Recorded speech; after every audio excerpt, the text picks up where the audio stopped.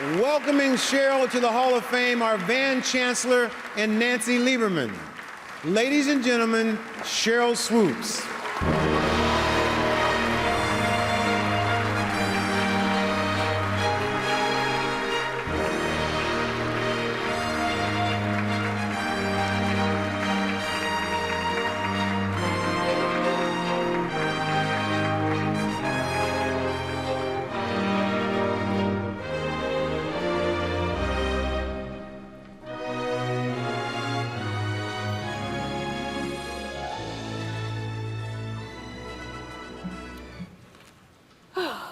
I'm probably the only person that actually brought some tissue up here.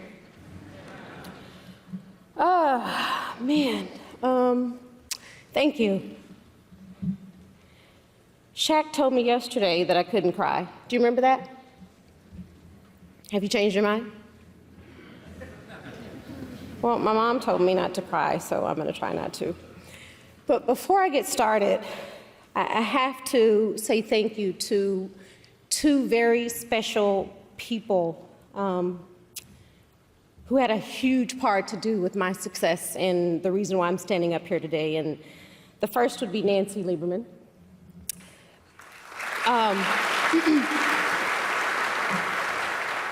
You know, a lot of people don't know, but Nancy and I go way back. If I'm correct, Nancy was the first person responsible for my Nike contract. It was a big one, too, at the time. Nancy, I'm honored to have you here. You're such an inspiration to me and so many others. You were my first basketball role model, someone I tried to emulate. Your commitment to the game is unwavering, and I love the fact that you're still breaking down barriers in your role as an assistant coach with the Sacramento Kings. Thank you so much for being here.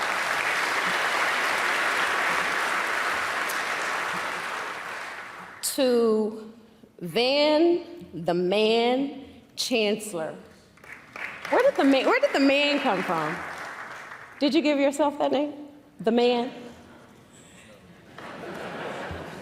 What can I say? We had a pretty good run in Houston. The first dynasty in the WNBA, you, Coop, Tina, Kim, Janeth, and really too many names to mention, but what I admire about you the most is you taught me so much about the game of basketball, but you also taught me a lot about the game of life. And I will forever be indebted to you and Mrs. Chancellor. Thank you.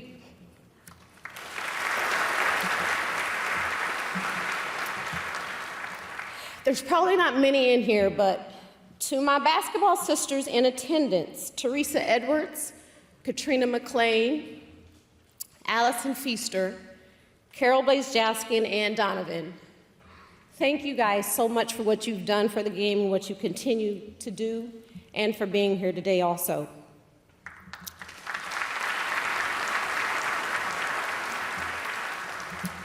And to the class of 2016, congratulations. I am truly humbled to be in your company. As AI said earlier, God is truly good.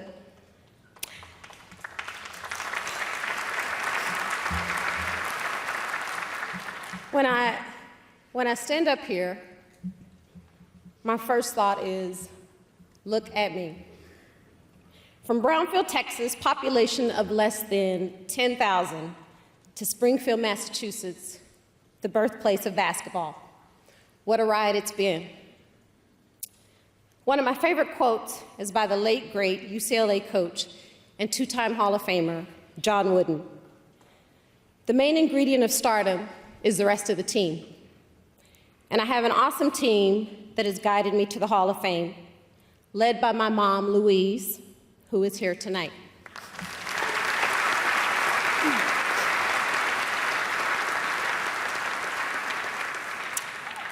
I thank God every day for allowing me to share such a monumental moment with my mom.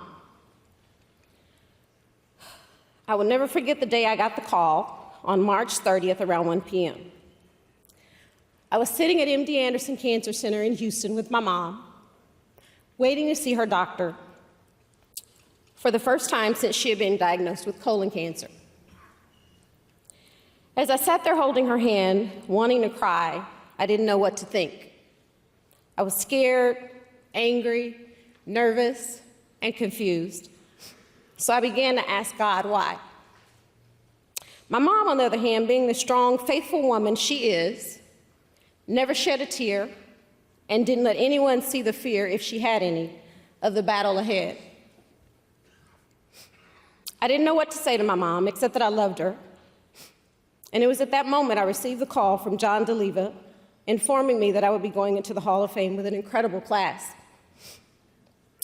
Tears immediately started to flow down my face, and I wasn't sure if it was because I had just become a Hall of Famer or the unknown of whether my mom would be here to celebrate this special moment with me. Well, Mom, we made it.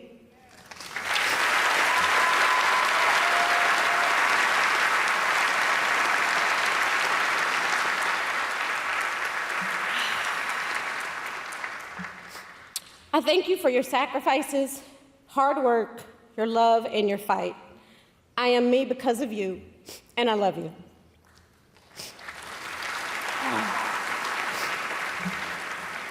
I learned to play hoops with my older brothers, James and Earl, and beat up on them pretty good, as well as my baby brother, Brandon, who is here in attendance, although he is not much of a baby anymore. I remember I couldn't get enough of basketball. I wanted to play all of the time.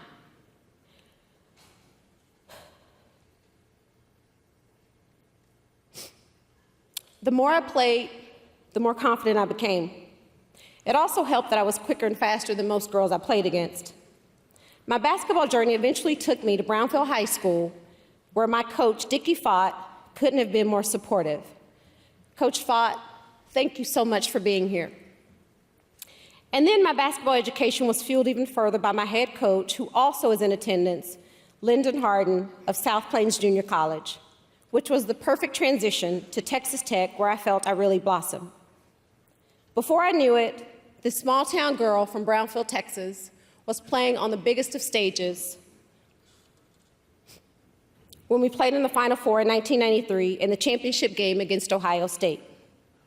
The thrill, joy, and excitement of getting an opportunity to play at that magnitude, win the championship, and represent so many people was a dream come true. Our coach and my friend and mentor, the incomparable Marcia Sharp, was our guiding force, and she's here tonight with the whole contingent of Texas Tech Lady Raider supporters who traveled all the way from West Texas.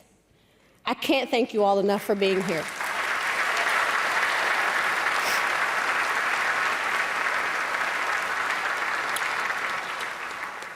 It took me 3 years to find that next special team, and after playing overseas, I finally found it with the U.S. women's national team and went on to win gold in Atlanta in the 96 Olympics. It was an unprecedented commitment to get the U.S. women's basketball program back on track. We traveled all over the world for 10 months leading up to Atlanta, and we restored world order when we won the gold in convincing fashion. And I also want to congratulate Gino Auriemma and this summer's women's team for taking care of business in Rio.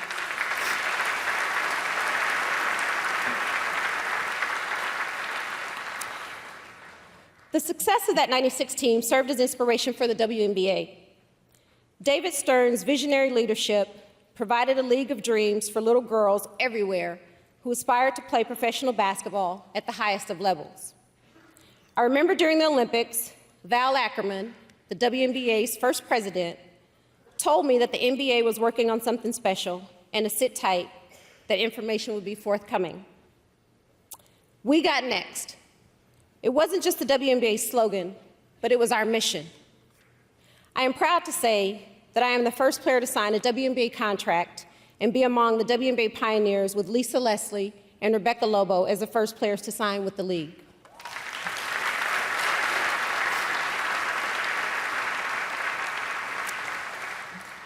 And what a year it was.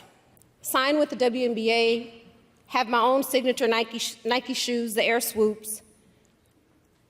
Wow. Phil Knight, you are the best. And then have my WNBA debut delayed by the most wonderful gift of them all, my beautiful baby boy Jordan, who is now a handsome 6'3" sophomore in college.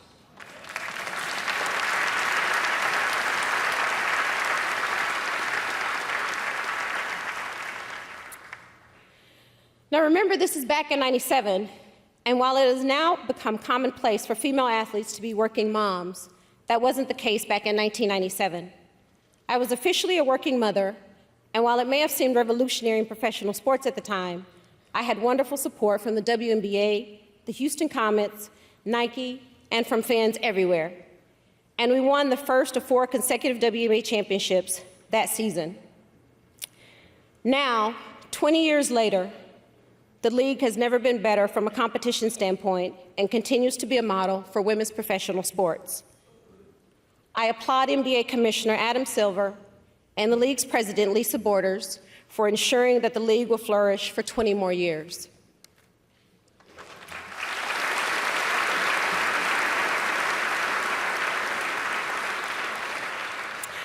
Never could I have imagined that basketball would have given me so much and changed my life. But I couldn't have done it alone, so I would like to say a special thank you to a few additional people who helped me on this incredible journey.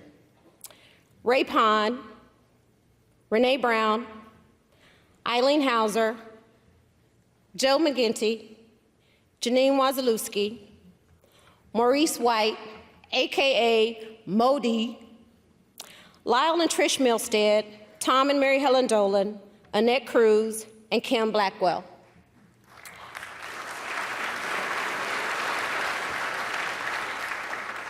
And to my fiance, Chris, thank you for your sacrifices, commitment, love and support, and allowing me to do me.